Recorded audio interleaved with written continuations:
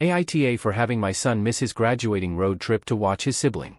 My son just graduated high school and we were paying so he could go on a road trip with his friends.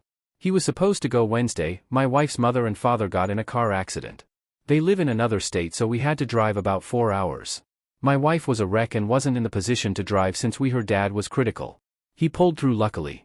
We have 2 other kids, 11 and 7. We can't leave them at home alone and we couldn't find a sitter to watch them on such short notice. We even tried our neighbors but he couldn't do it. So that left our 18-year-old. He was pissed, to put it mildly, but did it. I told him we would make it up to him, and if he could ask if his friend could move it back a week. They couldn't, sadly. We were gone for 2 days. He pulled though. My wife stayed and I headed back. I paid him for watching the kids and went to talk to him about getting him on the trip. It was supposed to be 2 weeks and they should just be a state over. He blows up about ruining his trip and there is no point going even though it should still 12 days of the trip. He called up a jerk and locked himself in his room. I need another opinion since this was emergency and he doesn't seem to care. His grandparents almost passed. Edit, to answer what if your son had already left for the trip, what would you have done with your 2 kids? I have no idea. My wife couldn't watch them, she was a wreck and I barely slept the whole time since I was handling that hospital and other paperwork. Maybe stick them in the hospital room, which would be a horrible opinion for everyone. I definitely don't want them to see grandpa/grandma like that and their mom having a breakdown. Edit 2. Well, he called his mom. Let's say it didn't end well. He did say, basically said the same thing he said to me. Wife had a breakdown on the phone with him. She sent him the injuries and pictures of grandpa/grandma. He finally came out of his room and told me he isn't going to go on the trip and the plane tickets aren't needed.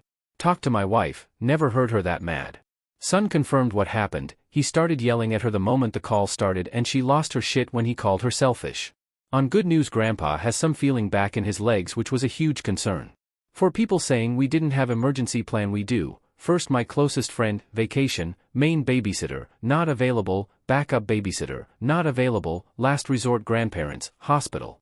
We tried to find someone that why we even asked our neighbor, which I have a good relationship with.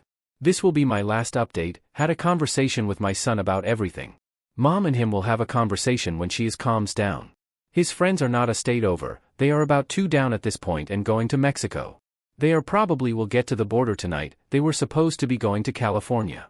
He had his passport and everything ready. This is a fucking mess. I haven't informed my wife yet and will wait until she is calmer. I'll leave off with I hope none of you ever have to deal with a situation like this and please remember your parents are human. Update. Thank you to the people who reached out and asked how we were doing. I informed my wife about him going to Mexico and not California last night.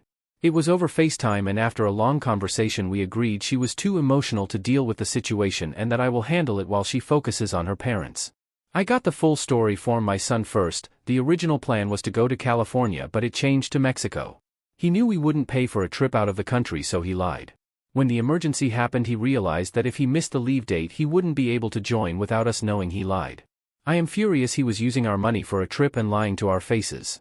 So he is paying back every dime that we gave him for the trip. He already gave us $2,000 but the rest will have to come from his paycheck since he already spent it. Next was a long conversation about if he wants to be in this family. He is 18, he can leave. But if he wants to be in the family he has to give, not just take from everyone else. We aren't required to do shit at this point, but we love him so we do. He can't be lying to our faces and screaming at people when their parents are in bad shape. He admits he was upset and went too far, especially with his mom, and when she sent those pictures in sunk in how bad the situation was, not thrilled she did that. It was then it sunk in his grandparents could have passed. He apologized to his mom and me and she apologized for her breakdown on the phone. We are going to book family therapy since our trust that our son has been destroyed and it will help with the whole event. I don't regret not taking the younger kids to the ICU, it's an awful place and would be awful for them, and seeing my wife having her breakdowns. On good news, grandpa was moved to a normal room, unsure when he will be released, but it's a long recovery for him. Also no, he didn't cause the accident, it was on her highway and weaving car hit them. We think we will move down to the grandparents' home to help them, but it is uncertain at the moment.